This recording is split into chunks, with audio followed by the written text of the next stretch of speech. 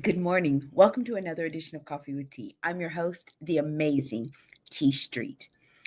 A couple of weeks ago, my pastor, Michael Andrew Young, he preached a sermon called Don't Touch That Door. And it was about being careful not to go backwards and open doors that God had already closed. And it has me thinking, how do we go through the process of actually closing the door? Because for some of us, we're happy to not touch it again if we can just close it in the first place. So today's topic is don't skip the process of closing old doors. So it's the precursor to the not touching the door. Don't skip the process of closing old doors. So when I used to leave out of my house, I used to close doors behind me because it kept the insulation in rooms. Because I had an older, draftier house, and so I would close the doors to keep the insulation in, and it would lead me to the next room that I was going to. But I knew that I was done with that room. In the morning, I would close my bedroom door so that when I came back at night, it would be warm. So for me, I had a process of closing doors in my house. But how do we close the doors of our lives when we're going through that? First, recognize when the door has served its purpose. That's the first step. You have to know when it's time. When is it time to close every door?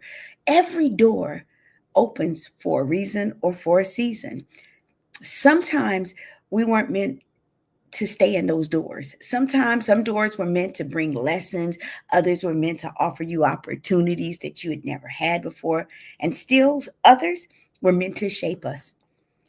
But just because a door was once right for us, it doesn't mean that it will always fit. Ask yourself, is where I am still life giving? Is it still aligned with who I'm becoming?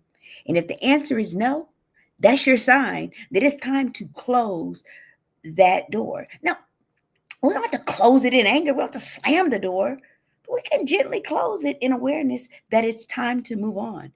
Recognizing that a season is over is the first act that we know that we are maturing and that we're becoming wiser. The next step, release what's behind the door without regret. Now, some of us will close the door, but we still holding on to the door handle and peeking it back open because we are lamenting the things that we are leaving behind. But once you recognize that a door has to close, the next step is releasing what is behind that door, not in bitterness, but in blessing. What does that mean? Too often we stand in a door in the hallway, staring at what was behind us, wishing that it still worked, but holding on keeps us stuck in the middle of the hallway. Letting go means saying, thank you for what you taught me. You helped me grow, but I can't stay here, whether it's a person or a job or a season of life. Releasing, it doesn't mean you're forgetting, it just means you're freeing yourself. You can honor your past without living in it. I honor all the lessons that I learned in my past, but I can promise you, I don't want to stay there. That's not who I am. That's not what I'm called for. The third step, step forward in faith towards what's ahead. Y'all, that's the hardest thing to do because sometimes we know what was behind that door. And so we cling to it because we know it. We don't always know what's in front of us or what's coming. And that's where faith comes in. The process of closing old doors is not about endings, it's about making room for new beginnings. Closed doors create more capacity. The moment you close that, you have the capacity for all of the open doors that are in front of you. They signal to God and to life itself that you're ready for what's next. When I close my sin door, my willful sin door, said to God, I'm open to whatever else you want to fill that space with, God. I'm open. Don't fear the silence of a hallway. Sometimes we're afraid because in that waiting moment in the hallway between the closed door and the next open door, it's quiet. Between the door that closes and the one that opens, faith is built. Trust that what's next is not behind you, it's in front of you. That's the hardest thing to do, is to just trust that you've got the next.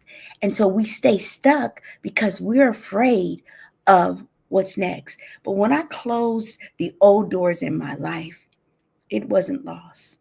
It was me taking leadership over my own life. I was finally saying, I trust the author of my story enough to turn the page. I don't trust me, but I'm not writing my story. I trust the author and the finisher of my story enough to turn the page. I won't stay behind closed doors that were not meant for me. I will open the next door. I'm the Amazing T Street. There's nothing amazing in me that is not in each and every one of you. So I charge and I challenge you. Don't skip the process of closing old doors. Have an amazing day.